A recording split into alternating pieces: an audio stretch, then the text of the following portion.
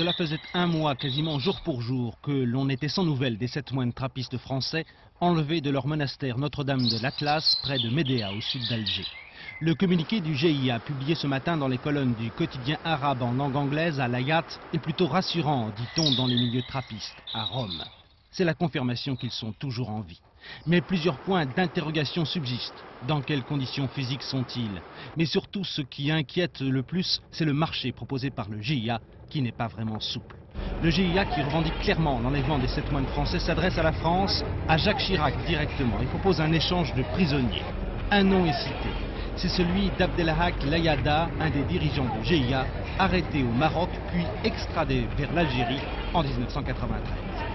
Les preneurs d'otages demandent également la libération de détenus en France, dont un chef du GIA, dont on ignore encore le nom. Alger a multiplié les recherches depuis un mois, mais sans résultat, si ce n'est que 10 militaires algériens, selon le GIA, ont été tués alors qu'ils effectuaient des ratissages à Médéa, à la recherche des moines français.